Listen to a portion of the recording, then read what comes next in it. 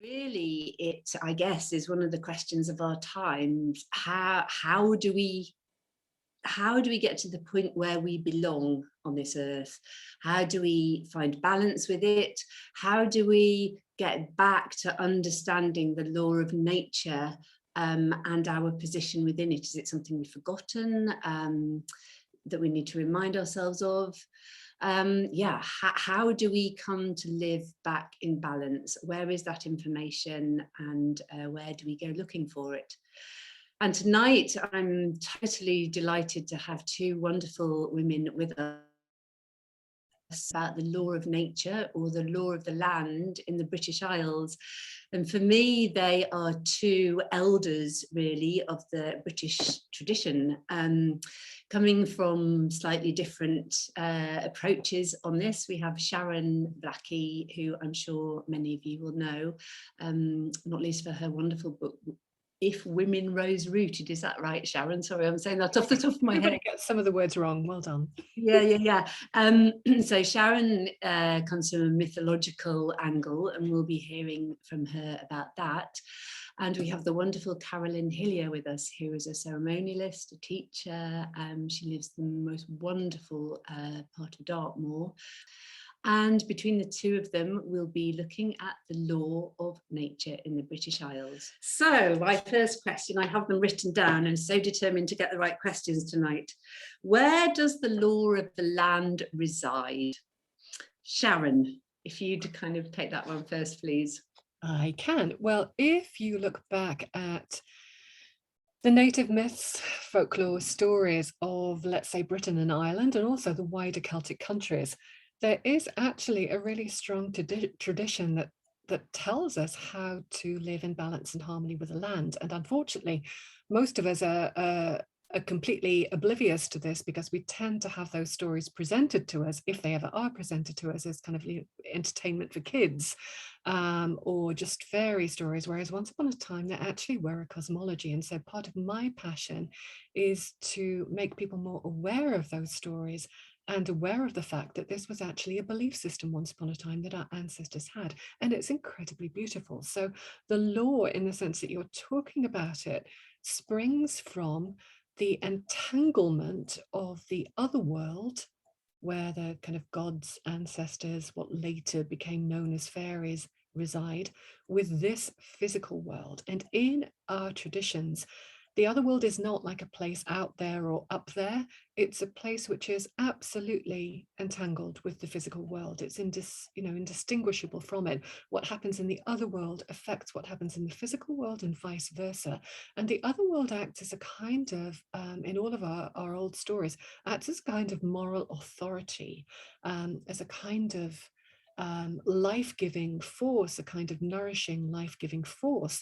And if anything goes wrong in the balance between this world and the other world, then really bad stuff happens. There are consequences, and we have lots of stories with really serious consequences. So this is really, when I discovered this, it was like a real revelation. It's just like, we don't have to go to other indigenous traditions around the world. We have our own traditions. So if I can just give you one example, if you've read If Women Rose Rooted, you'll be very familiar with it. If not, then I really recommend that you listen to this story and go and find it, because it is a foundational story, I think, for our traditions. And it's a story which is about well maidens, and very, very briefly, because we don't have an infinite amount of time, the story goes that once upon a time in the Kingdom of England, Wales, kind of Britain in general, there were sacred wells which flowed with the water of the other world, and gave the life-giving force of the other world, and that they were tended by well maidens, who were otherworldly women who, whenever any traveller came by who was in need of food or drink, would offer them food from a platter and a drink of life-giving well water from their golden grail.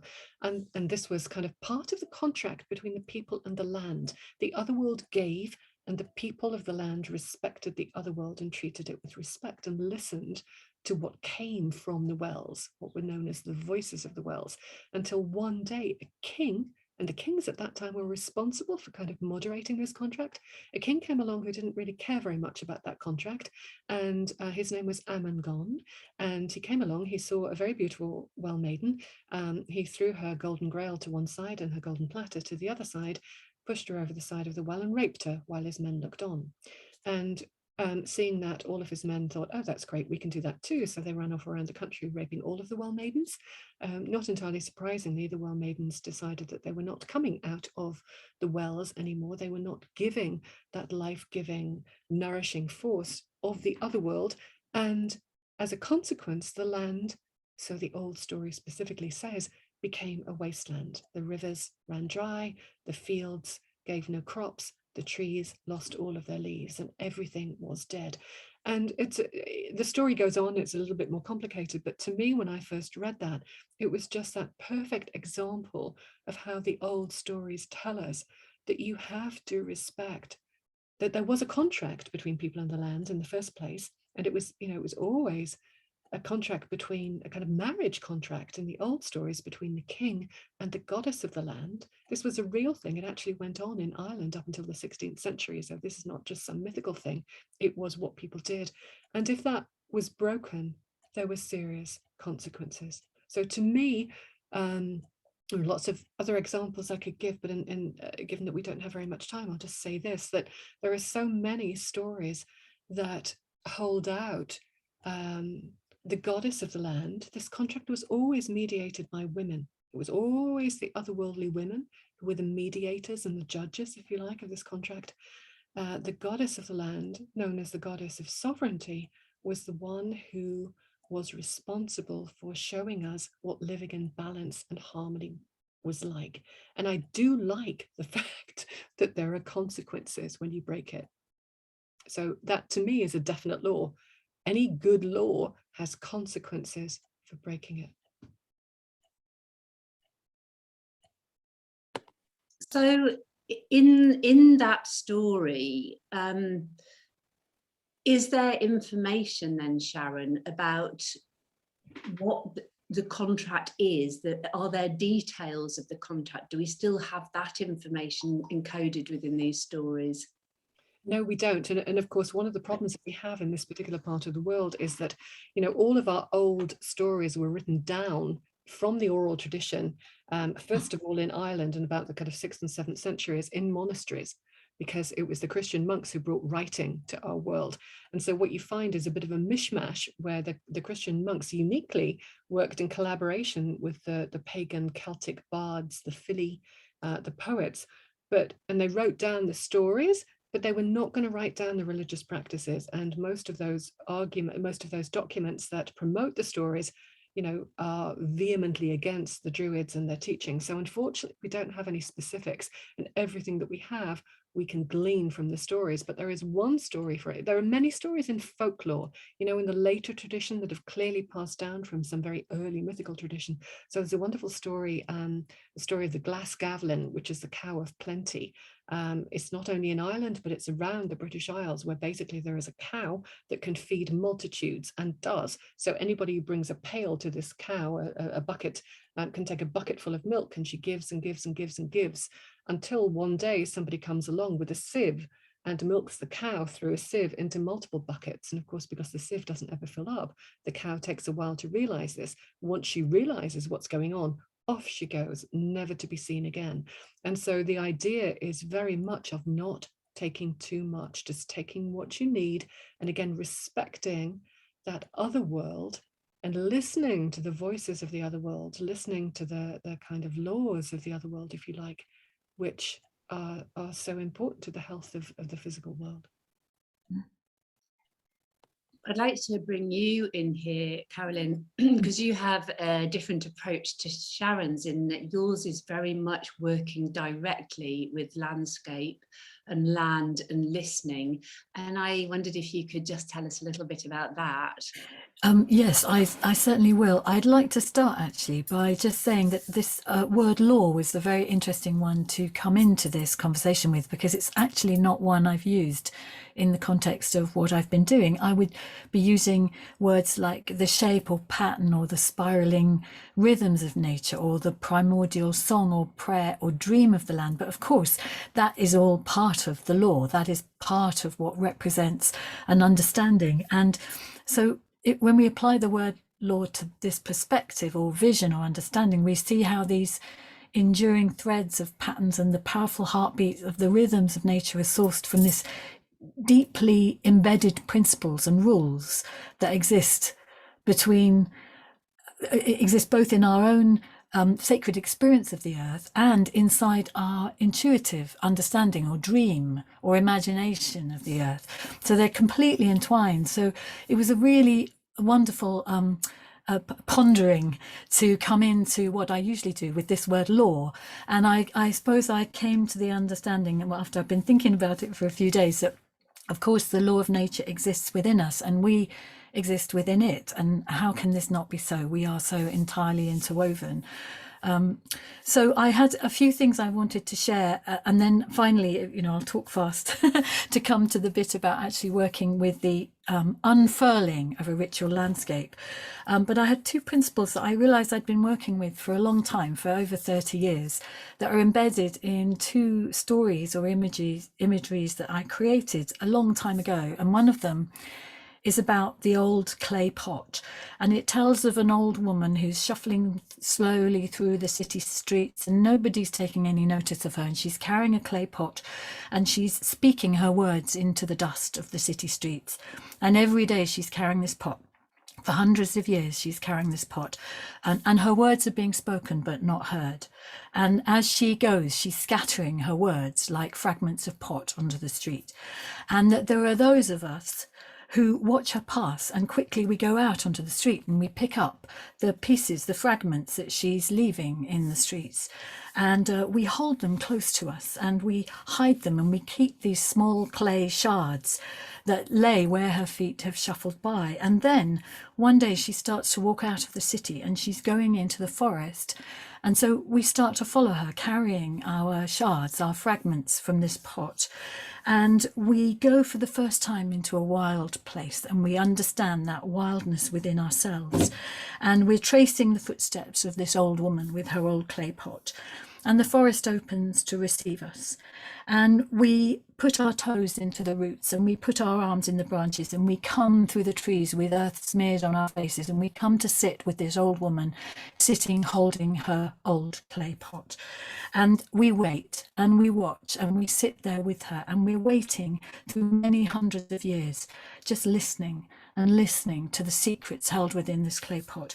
And we lend our ears to the pot, we lay our faces against it, and we breathe in the secrets that are being held in the pot. And we sit with her.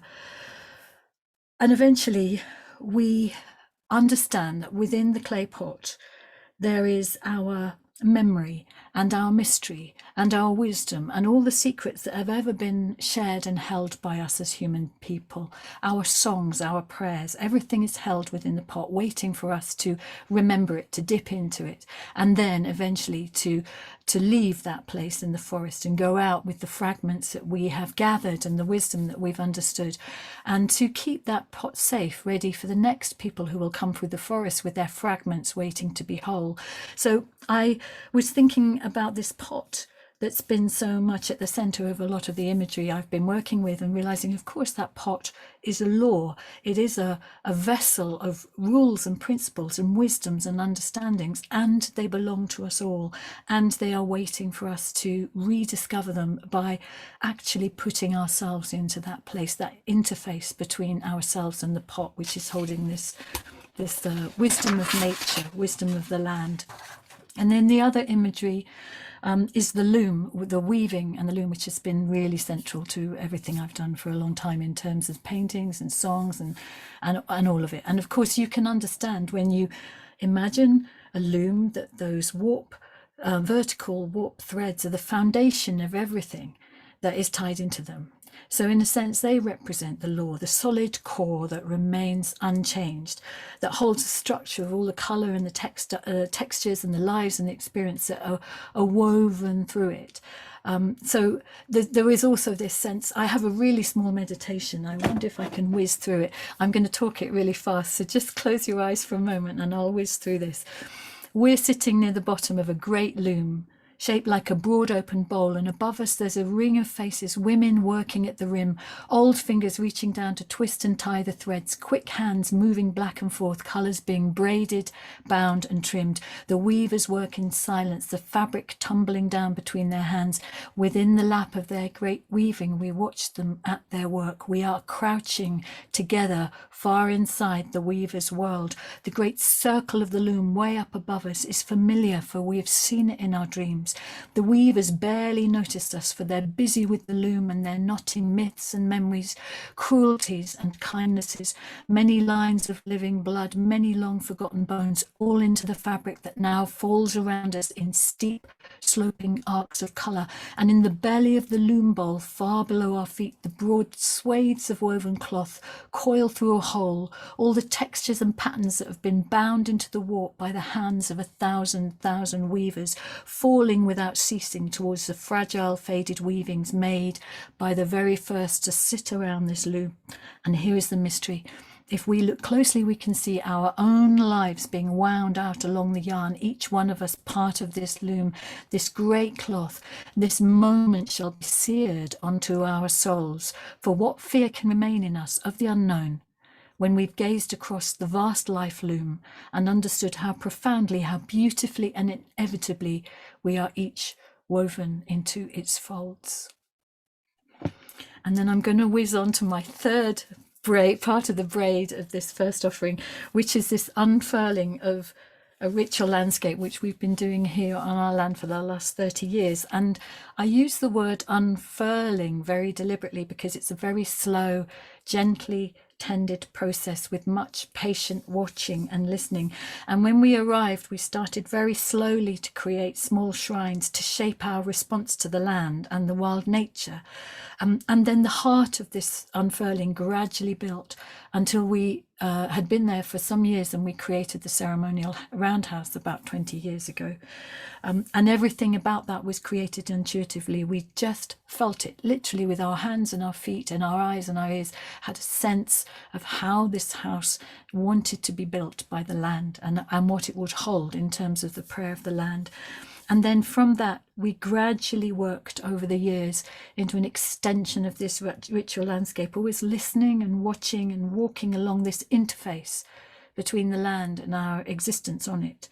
So there were shrines to the Bear Mother and wild horses and ancestors and processional stones and burial kissed fens, rag wells and ceremonial pools, all of these small sanctuaries and havens that we were gently drawing out from the growing of the land around us, and slowly, softly unwrapping this prayer of the land. And of course, this process was aided by so many people who've come over these years. Thousands of people over time have come and put their prayers, their feet, their hands into the land, and they've listened and watched and seen what they also felt that needed to be contributed in their offerings to the land. So the principle of this was that it was organic. It was not planned. It was entirely dreamed in, and each turn of the season we were just witnessing the next thing that was being requested of us, really. And the most recent thing that we worked on was been incubating for the last 3 years, and it's an ancient trackway made of cedarwood and oakwood, goes all the way through the marshes, and we dreamed it in for several years before we started building it. We built it this winter, it's nearly finished, and now it will incubate its prayers ready for the summer when we will start to open it up for people to come. So I think the reason I wanted to just complete my first offering with that was that for me the law of the land is in the waiting and the watching and the listening, and then responding to the request, and that feels like a beautiful way of relating and understanding this intersection between ourselves and nature. Wow, thank you, Carolyn. Maybe I could stick with you for a moment then. So fragments of the clay pot, then I imagine you as someone who has seen a lot of fragments because of your work with the land. What fragments have you read? What have you learned? What law principles do you hold really dear in your relationship? In the listening and the watching, and directly being fed from and feeding all of that back into the land, I think the first one of these is patience. Understanding that things will unfurl at their own pace and that this process can't be rushed. I think when we were younger, we were working much faster with it, really a lot faster. But I think the land was responding to our younger energy, our dynamic. And so the land was kind of keeping up with us and we were keeping up with it. And the whole way of working had a different pace. But we've slowed and the land has allowed us to slow, and now everything takes a different timing. Trust is another one. It's not always been simple or easy to hold the protection of this piece of land, and we've met many different kinds of challenges, and we have needed to learn to trust the land. And sometimes it's hard to remember that because you're using your mind or your emotional response to try and work out a solution, and actually it always comes back to sitting and waiting and watching for the solution to unfurl. And sometimes it feels like it stretches our souls in ways that we couldn't imagine, going to meet those challenges. But always, in the end, we feel protected by the land, and in that protection, we can protect, whatever is happening here. And then the other things I'll quickly mention are gratitude, because without that, our work here as guardians would not really have much meaning. If we don't every day step outside and feel profoundly grateful, then we don't really deserve to be here. And within the gratitude is the sharing that you have the gratitude of being here, and then it must be spread, it must be shared. And finally, well, not finally, there's loads, but I would say humility, because that's bound up with integrity, that if we keep reminding ourselves that we're just a single thread or a piece of fragment of a pot, then it's more easy to settle into finding a place of integrity with the relationship with everything that is around us. And if there isn't a flow or something, we're coming up against big rocks in the path, as it were, we have to keep reassessing, and that comes back to being humble about our mistakes as well. So when you first arrived on that land then, Carolyn, did you have an intention of what you wanted to do there, or was it purely just to be open to see what wanted to come from the land itself? So I'm just trying to understand the kind of dynamics of the relationship, really. I think our first response was the gratitude. It was overwhelming disbelief, really, that we were able to even make this step. And then everything unfolded from there. We couldn't have imagined some of the possibility that has come from the land when we first arrived. I think we were working in a really, with eyes close to the moss, as it were, rather than looking out across the whole marsh. We were just doing the bits that we could manage to get into our understanding. So very small prayers to start with, really little baby steps to understand what it means to work with land in this way. And I think that applies to all of us in the world, that if we go in small steps in any, this is going on to another question, so I won't say too much, but it's if we move out into the world with small steps and listening and watching, then we are more balanced and steady in our approach and our response and our interaction with any place on the planet. It requires those small, detailed glimpses of something before we can spread into that bigger vision. And was your original intention to work with the land in a sacred way, or was that something that just arrived? Yes, I think I think probably I would say I never could not work with land in a sacred way, but we didn't understand at that point that we would be working with it in a way that enabled so many other people to come and join us here to do that. I think we were just, it was like the whole land was an altar to our feelings about being on the earth. And at that, in those early stages, it was then drawing on that inspiration to feed the creativity of the art and the music and those kind of things. And then later understanding there were other principles at play which required us to do more. We needed to step into service and to exchange and share more. That's what we came to understand in those early years. And you were saying when we talked about this earlier, that you can tell, so balance and relationship are really important, but you can tell if an intersection hasn't been tended, or if there hasn't, if the relationship has gone slightly wrong, you can tell. And I wondered if you could say a bit more about that. Yeah, that's become something we have become better at being attuned to. I think as time has gone by, we've understood how to recognize holes in the protection. That's one very obvious one.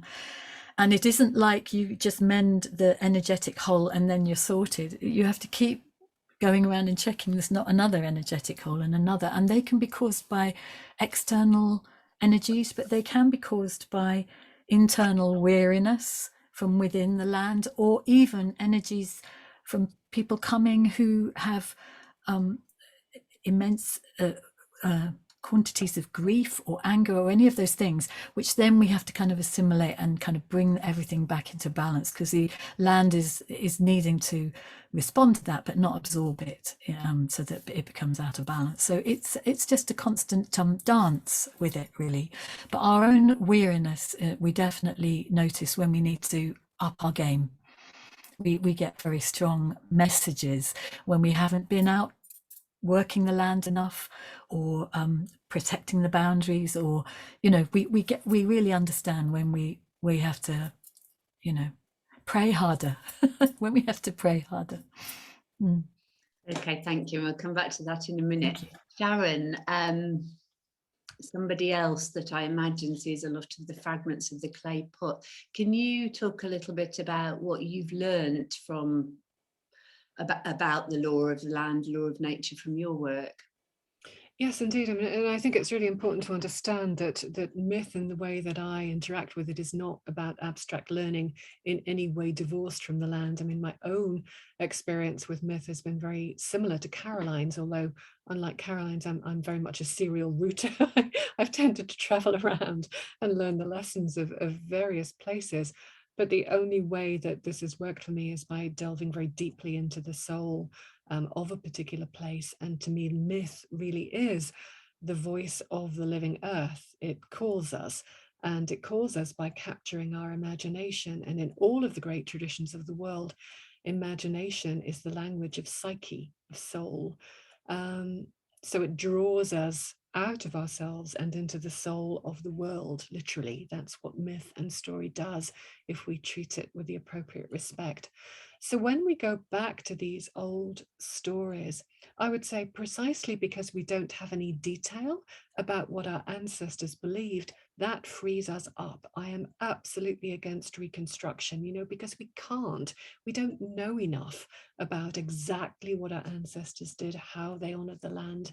And we don't really need to, because the world has changed in 2000 years, and we have that sense in ourselves of how to relate to the land and how to relate to stories. So these old stories give us clues about the kind of relationship that our ancestors had with the living earth. They give us a sense of lineage, that this belongs to us.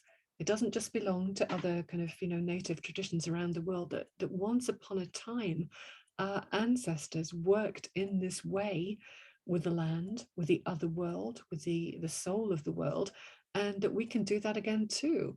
And the clues are in the stories, and they're no more than clues, but that's good, because it's our work to take those clues and to make something of it.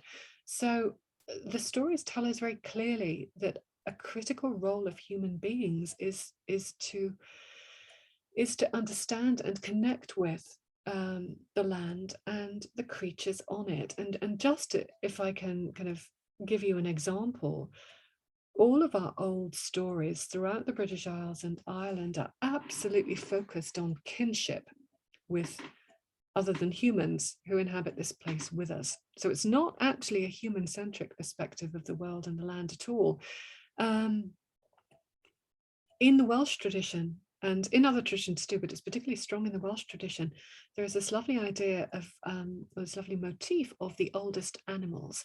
So in stories, when the humans go on a quest and they kind of, they're looking for someone, say, and they run out of ideas, they go to the villages and they're sent to the eldest people in the villages, and then they're sent to even older places, older people in the next villages. And when they don't know the answer anyway, they say go to the animals, because the animals were here before us. They know different things, they have different ways of sensing. And so you end up with the questers going to the oldest animals. And it's always a salmon and an eagle that's been there since the beginning of time and predated humans. And it's very, very clear that this means that we, back in the day, respected a kind of wisdom of animals that was different from ours, compatible with ours, but that we couldn't live without. The wisdom of a crow was just as important as the wisdom of a human being, if not more so under certain circumstances, which is why, particularly in the Celtic tradition, all of the old goddesses of the land were shapeshifters. The body was an unstable site. They could as easily become a crow as they could take human form, and there was no sense that to take human form was better than to take a crow's form. And so what these old stories tell me is that when I walk outside of my house, wherever it might be, whether it was in the bogs of Connemara when I lived there, or whether it's here in the Cambrian Mountains of Wales when I live here, is that everything around me is to be treated with respect and acknowledged. So it's not an affectation. I can't go outside without talking to a tree or saying hello to a crow or whatever. And I think that what these stories tell us at their core, kind of aside, from the specifics of the story, is that the land, the rocks, the trees, the animals, the crows, the goddesses of the land, the wells, are to be respected because all of them have a wisdom that is essential to the balance and the kind of the proper happening. I can't think of a good way of putting that, but proper happening will do. It is late. The proper happening of things in this world. How would you respond to that, Carolyn? Because it just strikes me that Sharon's talking about what you're doing on your land. Well, I love that the formality of the understanding of the long held traditions of the stories that Sharon talks about with such beauty and depth, and the application that you're talking about. I love about you saying that, of course, it's all a living tradition. We have to keep reconstructing, we have to keep remembering each of the detail of this, that make it apply to ourselves. When, we talk a lot about ancestors, but it's not like the good old days ancestors. It's us. It's a spiraling time, not a linear time. So of course it's us and ourselves as ancestors and our relationship to the land in that context. So I totally agree with you, Sharon. It's the living energy of all of this. And I love the idea you were saying about the clues and the maps that we find in these things that we can pick up. To start to shape and put together our own pot of fragments, really see where it is we need to go with it.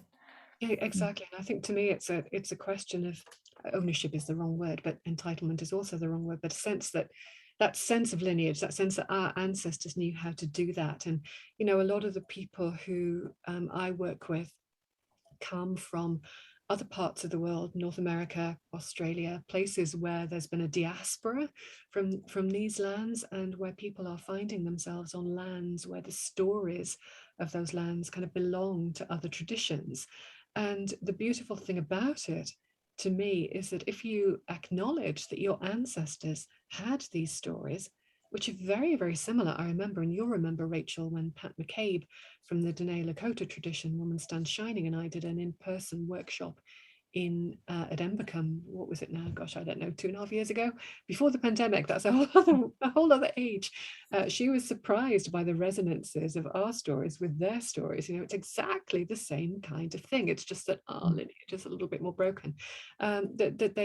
You can learn from the ancestral stories, and I think it gives people confidence to go into a new place, you know, whether it's across the continents or whether it's just from England to Wales or from Wales to Ireland or whatever, and just say, no, I know how to do this. I know how to, I know what the building block, I know it's essential for us to do this. Yeah, I would agree with that. Everybody around the world understands the sacred nature of land and the importance of ancestors. And you know, if anyone's been to things we've done before, you know, I've traveled a lot in Siberia and worked in the northern Arctic edges there. And our very first time we stepped into that world, it was a very strange experience of being two Dartmoor musicians singing in and playing music in this gathering of northern Arctic peoples, but just representing our land and our ancestry. And there was a woman who became a really good friend, singer of the Nenets tribe.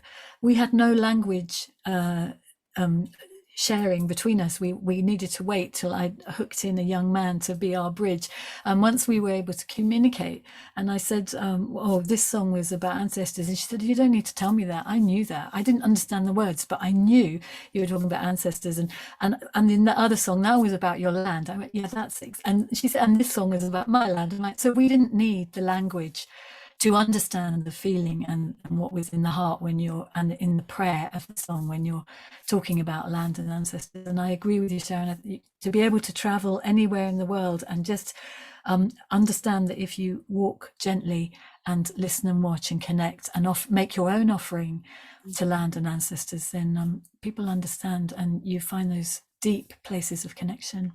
Indeed, and I think one of the things that the stories have taught me as well is that it's almost like a moral responsibility, that in many ways the land, you know, we always think that we need the land, but I do very much believe that the land needs us. And when you look at the old stories, the other world is as dependent on us behaving properly as we are dependent on, you know, the nourishing gifts of the other world. So I do think that's a really, really important thing for everybody to try to do wherever your feet are planted, whether you think you're going to be there forever or whether you're just passing through.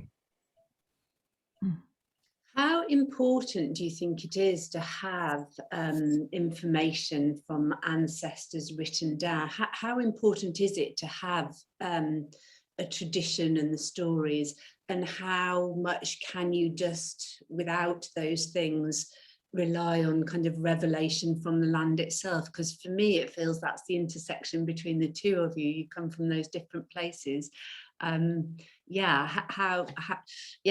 What's your response to that? Do you want to go first?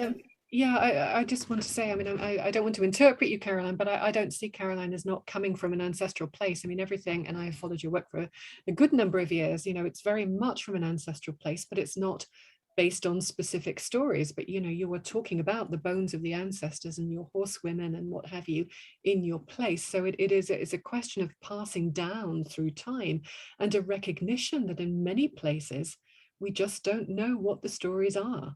You know, in these islands, for example, Ireland has a lot of stories. Ireland is, because they were written down very, very early. In many parts of England, we don't have stories anymore. So we're reliant on fragments of bones found on this particular hill, or, you know, a particular archaeological site, which we're interpreting, we're kind of guessing at. So I think all of it is guesswork. And I don't think it's necessary. It's beautiful if you do, but I don't think it's necessary to have really detailed stories. I think that sense of what our ancestors believed, that the other world was important, that a relationship with the other world was important, that other creatures that inhabit this world with us were important, and, you know, were to be respected for their wisdom.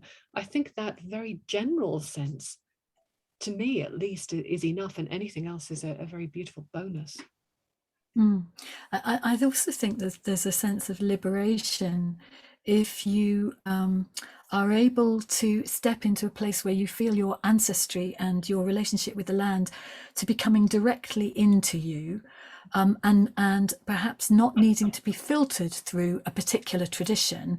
And as you say, those traditions are really important. And I know that all of us have, absorbed aspects of so many different strands of tradition through our lives. How can we not have done that? Things that have inspired us and fed into our creativity or our spiritual response to something. But to feel that you can directly sense the resonance of ancestry and wild sacredness within the landscape enables you to be free to say it, that you belong there, that you're not needing to come through a particular tradition to be able to belong.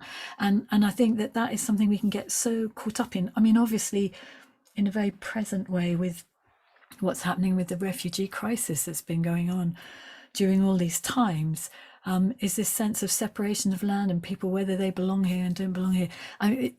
Beneath all of that, there's a sense that we all belong here and we all are part of this. And if we are able to connect with that through our prayerful interaction with the land and the ancient sacredness within the land, then it's a really good foundation for how we just treat other people and resonate with other people and welcome other people and all of those things. Indeed. So I guess coming back to belonging, is the law of the land, or is relationship with land different in different places, do you think? Or do you have the same relationship with nature, with land, wherever you are? Sharon, do you want to start on that one?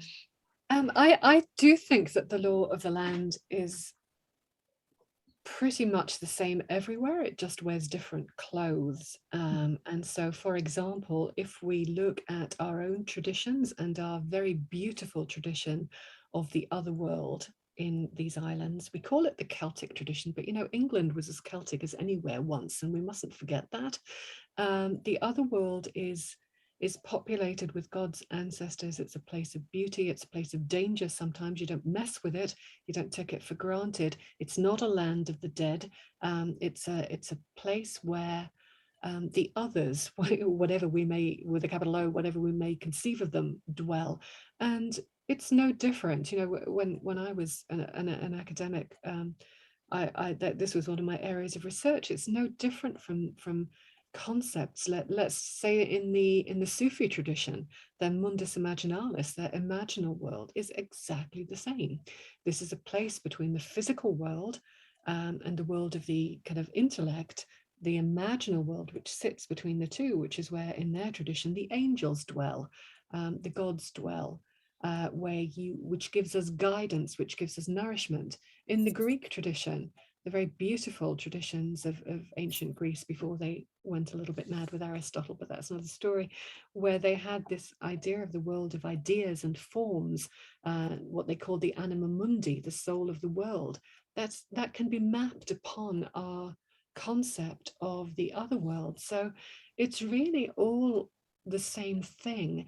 And what it is telling us is that there are layers and layers and layers of wisdom, and there are ways of accessing that wisdom. And if you look at the different ways of accessing that wisdom, actually they are not very different either. So in Siberia, we might have what we think of as the shamanic traditions. The bardic traditions in the Celtic, in the Celtic world were very similar. They would go into caves and they would incubate dreams, and they would incubate kind of waking dreams. So I don't think there is any difference in the way that we have understood that there is an other world which imposes certain responsibilities on us and the way that we interact with this beautiful animate earth that we inhabit. And I don't think there's any real difference in the ways that we have engaged with it. It's just that we put different labels on it.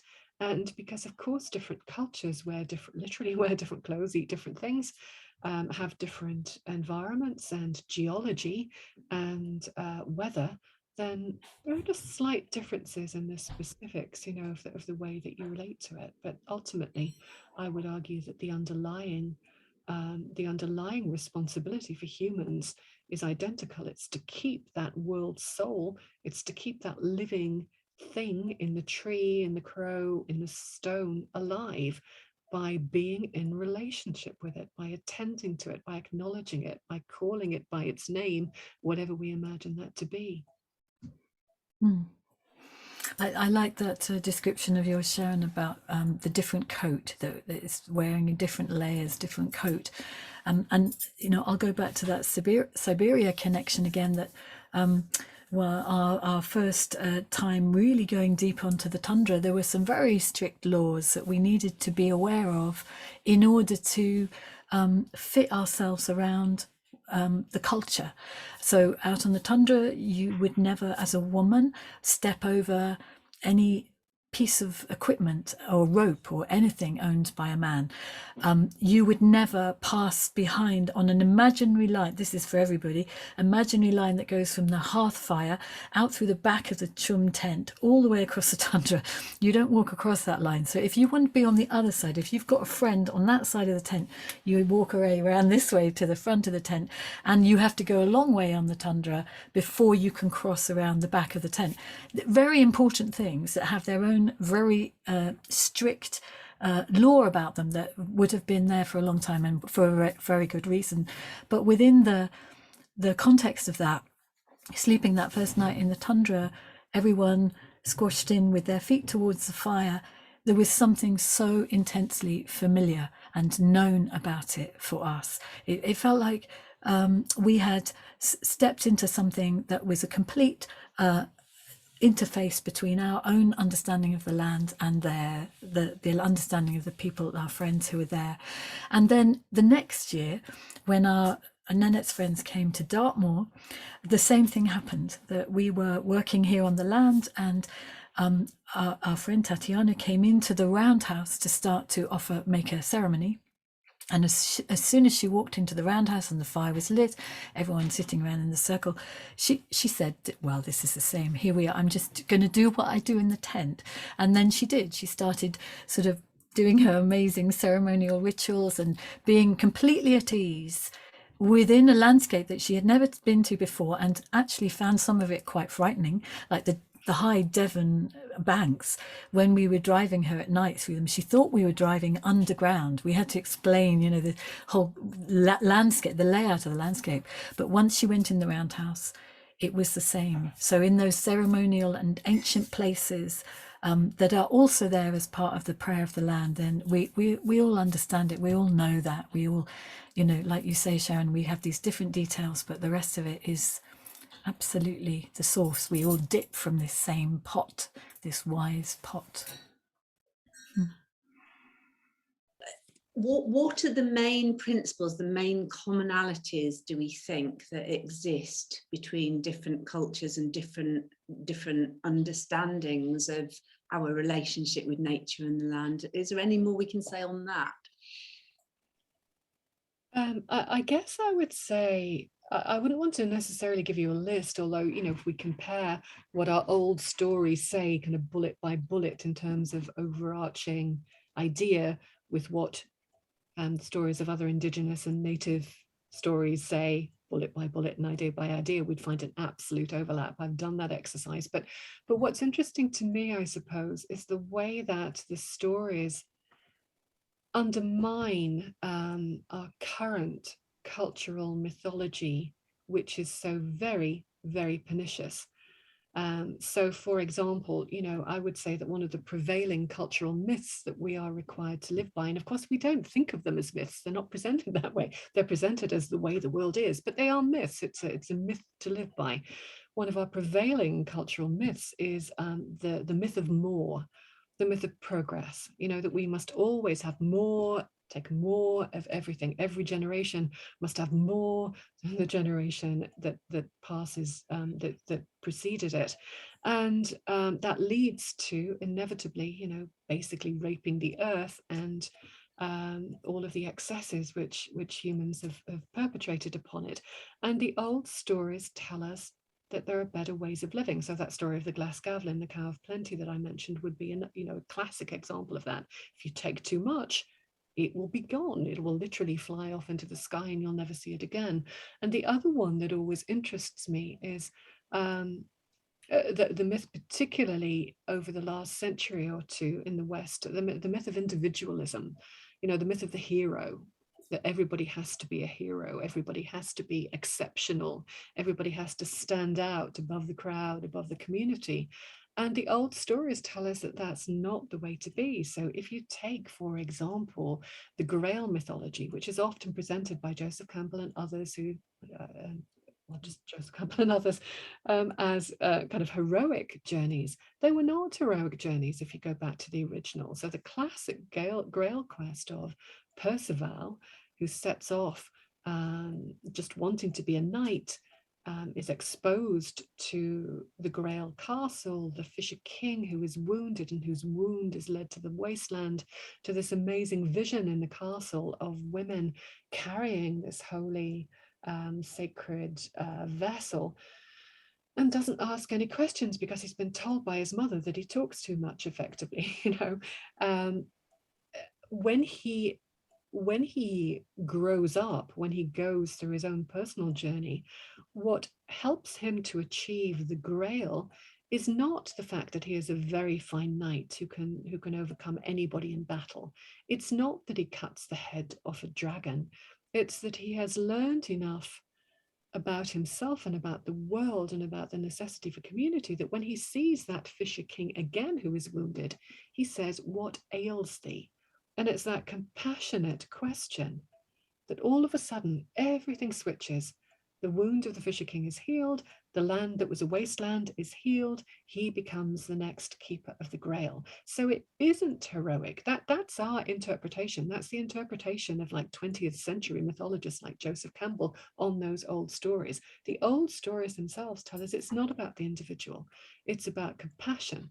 It's about community and caring. And the individual is only important to the extent that he or she can come back and gift something to the world that is for the good of everybody, not for the individual glory. So I think there are many, many, you could spend all night and more, and I have, talking about the individual aspects of each story that point to old values and old ways of living that offer us up a different cultural mythology. I mean, a new one, clearly, a revised one. It's no good going back 2,000 years to the specific ways that our ancestors did it, because the world has changed and we have frankly learned more, as well as destroyed more.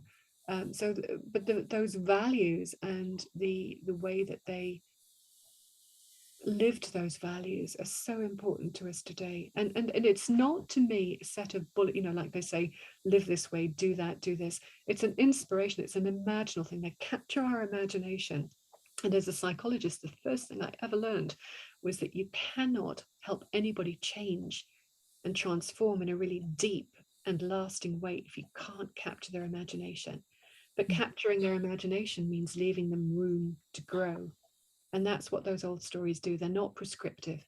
They just present an idea and a way of being in the world that it kind of calls to us and answers our longing in some way or another. Thank you, Carolyn. So I would come back to these two words, which are trust and prayer. And by prayer, you might use that word, you might use intent, you might use offering, sacrifice, spell. It doesn't matter what it is. It's just coming from you into the land and our sacred holding with it. And trust is what we receive back, because basically if we trust, then we will get we will get things changing. If we are in a place where we don't understand how to solve a dilemma and trust in what is out there on the earth, what has been held through all these millennia, and what has been honoured at that interface between human people and the land during all of this spiraling of time, then we will find that solutions and the answers and the ways of changing. Just very briefly, one very current example is that I was working over the last couple of years really with a group of 50 Russian, Ukrainian and Belarusian women online, and we've been doing this whole journey together And then, of course, you know, things came about in the last month as they did. And after an initial period of everyone running around in confusion and not really knowing how to anchor ourselves, we came to understand that we had to do trust and prayer. And so in the last 2 weeks, the women have worked very fast to complete something that they had started over the winter, which was a sacred charter that they have written of what sisterhood is, what all the aspects of our holding of each other within community, all these different words and their explanation of them, and symbols, including a symbol which the Ukrainian sisters made just last week, which represents their word for mercy. So this has come together very fast, because, and it's helped everyone to anchor, because in a situation where you don't know how to hold that circumstance, when you're a group of women across boundaries, across war zones, across family divides, and across all the suffering. So, okay, let's just do something really simple, which is trust the process and make a massive prayer and see what happens. And it was the thing that anchored us, and it was the thing that has enabled us to get a plan for how we can, you know, move forward in a holding way. So that's just a small example of trust and prayer. So if we were to live by the law of nature, the law of the land, we've kind of touched on it already in our conversation. How would we do it? What would need to change? I guess having access to land is one of the kind of most important things, but what do we need to do differently than we're doing now? Because obviously something's gone very awry, you know. What do we need to do now? Sharon. Okay, I thought you were going to pick on me. Well, I mean, obviously that's a really big question, and you know, the stories don't give us specifics, and I'm neither an economist nor a politician nor a social planner nor any of those things, but I would just come back again to, I would answer that question by going back to the values that the old stories are promoting. And if we just take the myth of more and the myth of progress, I think it's very simple. We stop wanting more of everything. We stop wanting to change our iPhones every 6 months. We stop wanting the bigger and bigger and bigger television screens. We recognize, we look at everything that we consume, and we ask ourselves what impact that has on the balance of the planet. Do I need this? You know, is this really necessary? Is this important? And of course, you know, these things are not easy, because we all want fine housing, we all want access to good healthcare, and those things, you know, come at some kind of cost. But it seems to me that what the stories are telling us is that we have to interrogate everything, pretty much everything that we do and pretty much everything that we consume in terms of the impact on the planet, and just say, do I need this? Is this necessary? Is there a way that I can do it without harming the planet? And, you know, in a sense, I think it's as simple as that. Now, if it comes down to what do they tell us about ways of being in the world, you know, literally ways of being, then I would just again say very generally, they tell us that it is important to walk, not only to walk lightly on the earth, but to walk always with a sense of relationship with everything around us, that nothing is dead, there is nothing without its own intentionality, that we have to respect everything. And when we take, just as so many of the old other indigenous traditions of this earth teachers, whenever we take something, you know, the life of an animal, then gratitude, to circle back around to what Carolyn was saying at the beginning, gratitude is everything, and a respect for what that animal is giving us, which is, you know, the gift of life. So I think it's, I think that way of being in the world that recognizes the value of everything that isn't just human, that recognizes its wisdom, that recognizes its right to exist, that recognizes the fact that it has its own soul's journey on this planet. It's not just us. That kind of shift of perspective in how we approach our day-to-day life is to me the heart of it all, if that makes sense. And how do we capture the imaginations of people to kind of allow that to happen, or to, yeah, well, how does that happen? I really do think that it really happens a lot with story and with myth. So, you know, back in the day when I was practicing as a psychologist, my specialty became narrative psychology, working with story, working with myth. And the reason for that was that most of the techniques that we were taught to, you know, that were going to transform our patients didn't, because they were very boring, and, you know, people just got bored with them. Cognitive behavioral therapy, which some of you may know very well, you know, it's all very wonderful and it does sometimes work, but it's not very interesting, and people lose the will to live after a while.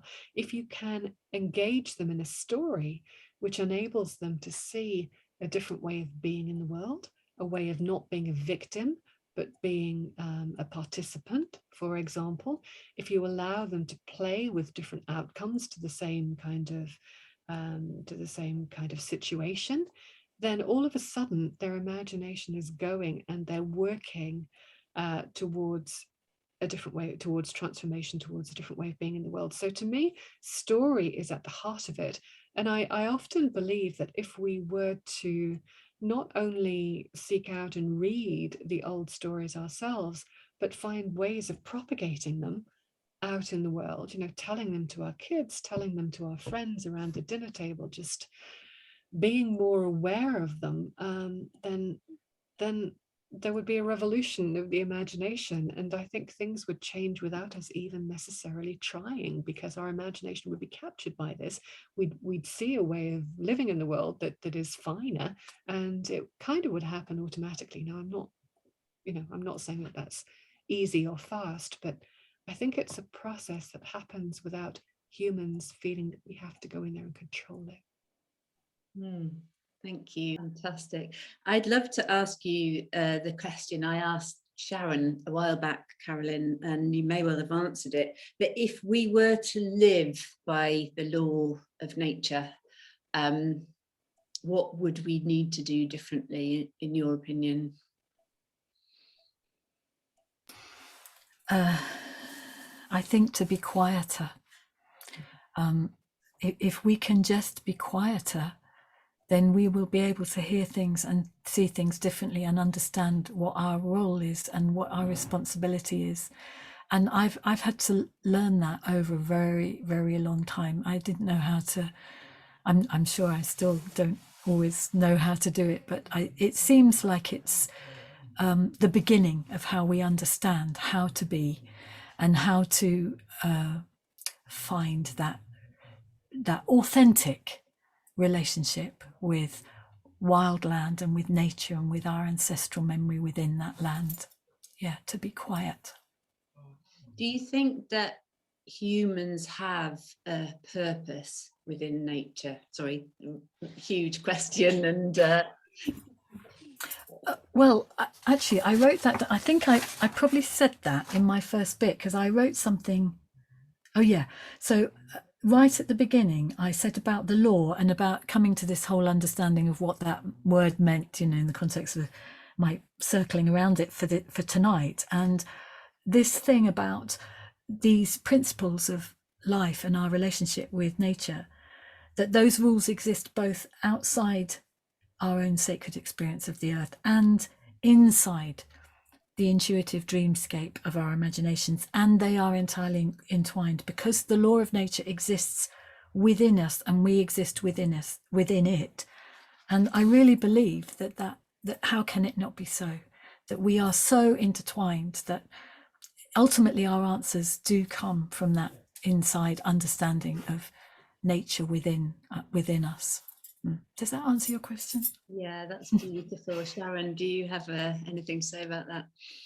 I kind of agree with it, and just add that, you know, I think again, what the old stories, as I was talking about earlier on, teach us in terms of really appreciating the wisdom of other beings on this earth. It teaches us that we have an important role as well, and to acknowledge that is not necessarily human-centric. It's not anthropocentric. It's not a bad thing.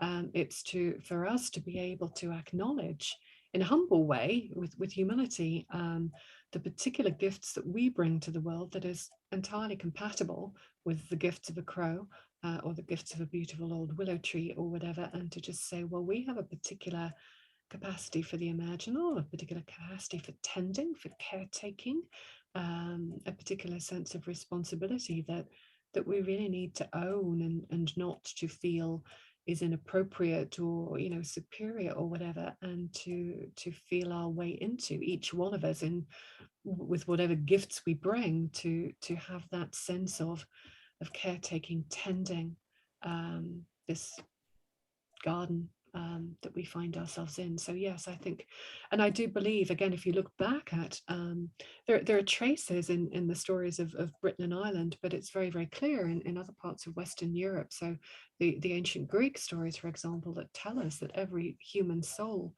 comes to this earth with a gift, with a unique gift to give in a particular place and at a particular time. That leads me to believe that not just, you know, humanity as a species, but each of us individually has something here to do, to be, to offer, to show, to witness, as Carolyn said, that's absolutely essential to the unfolding of the world. It's been wonderful to have you two wonderful women with us here tonight. Real pleasure. Is there anything that either of you would like to say just as a goodbye? Or thank you. Can I just do a very, very short chant, because it feels like it's got the law caught up in the words? Just one small chant once. I'll do it in Proto-Celtic, 4,000-year-old words. Noi bonani, noi bonani, askono kajo, biwo kajo, dijera kajo, kruatsa kajo, noi bonani, noi bonani.